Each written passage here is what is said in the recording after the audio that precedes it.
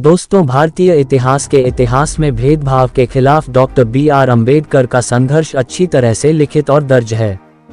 हालांकि भारत में दलितों और अछूतों के हित में उनके अथक प्रयासों को व्यापक रूप से जाना जाता है, लेकिन अपने पूरे करियर के दौरान अदालतों में उन्हें जिस भेदभाव का सामना करना पड़ा, वह उनके जीवन का एक कम ज्ञात लेकिन उतना ही महत्वपूर्ण पहलू है।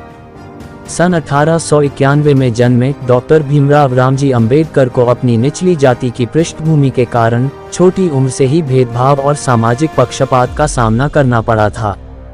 फिर भी उनके दृढ़ संकल्प और बुद्धि ने उन्हें अकादमिक रूप से श्रेष्ठता प्राप्त करने के लिए प्रेरित किया। उन्होंने अमेरिका में कोलंबिया विश्वविद्यालय से डॉक्टरेट सहित कई डिग्रियां हासिल की। अपनी प्रभावशाली योग्यताओं के बावजूद जब अम्बेडकर भारत लौटे और कानूनी पेशे में प्रवेश किया, तो उन्हें बार बार उनकी जाति की स्थिति की याद दिलाई गई। भारत लौटने पर अम्बेडकर ने उत्पीड़ित दलितों के लिए न्याय और समान अधिकार सुरक्षित करने के लिए एक मिशन शुरू किया। वे बार काउंसिल में शामिल हो गए और कानून का अभ्यास करने लगे। हालांकि एक वकील के रूप में उनकी यात्रा शुरू से ही बाधाओं से भरी थी। वे जिस व्यवस्था को सुधारने का प्रयास कर रहे थे, भेदभाव उसी व्यवस्था में व्याप्त था। अम्बेडकर को अदालत में कई प्रकार के भेदभाव का सामना करना पड़ा था। सबसे अधिक चिंताजनक में से एक कानूनी बिरादरी के भीतर अपने सहयोगियों और साथियों से प्राप्त असमान व्यवहार था। कई ऊंची जाति के वकील कोर्ट ब्रेक के दौरान उनके पास बैठने या ड्रिंक साझा करने से इनकार कर देते थे। ये तिरस्कार न केवल अपमानजनक थे, बल्कि कानूनी पेशे के भीतर भी गहरी जड़ें जमा चुकी जाति पदानुक्रम की भी याद दिलाते थे। इसके अलावा न्यायाधीश अक्सर उनके और उनके मुवक्किलों के प्रति भेदभाव और पक्षपात प्रदर्शित करते थे। दलितों को नियमित रूप से निष्पक्ष सुनवाई से वंचित किया जाता था और उनके मामलों को अक्सर उचित विचार किए बिना ही खारिज कर दिया जाता था। अम्बेडकर को न केवल अपने विरोधियों के भेदभाव से लड़ना पड़ा, बल्कि उन न्यायाधीशों के पक्षपात और भेदभाव से भी लड़ना पड़ा जो न्याय को कायम रखने के लिए बने थे। अदालत में डॉक्टर अम्बेडकर के खिलाफ भेदभाव की सबसे कुख्यात घटनाओं में से एक 1927 के महाद सत्याग्रह के दौरान हुई थी।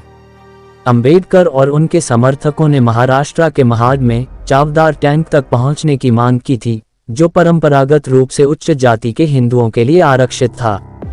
अम्बेडकर के शांतिपूर्ण विरोध को प्रमुख जाति समूहों के हिंसक विरोध का सामना करना पड़ा था। इस हिंसक विरोध में डॉक्टर अम्बेडकर और उनके अनुयायियों को पीटा गया और टैंक तक पहुंचने के उनके प्रयासों को विफल कर दिया गया। अदालत कक्ष में अम्बेडकर ने इस अन्याय के लिए कानूनी निवारण की मांग की, लेकिन उनके प्रयासों को शत्रुता का सामना करना पड़ा।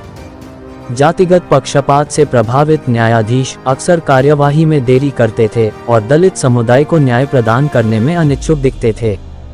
चावदार टैंक तक पहुंचने की कानूनी लड़ाई दलित अधिकारों के लिए व्यापक संघर्ष का प्रतीक बन गई, जहां न्याय के गलियारे में भी भेदभाव कायम था।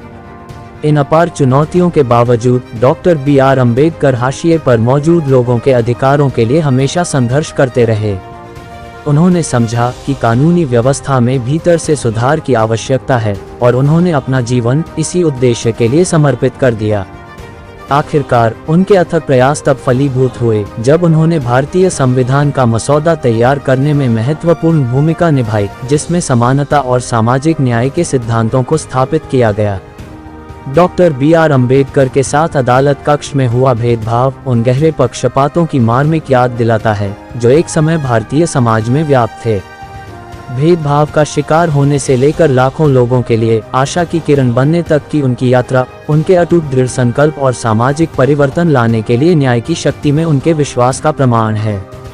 उनकी विरासत भेदभाव और असमानता के खिलाफ चल रहे संघर्ष में आने वाली पीढ़ियों को हमेशा प्रेरित करती रहेगी।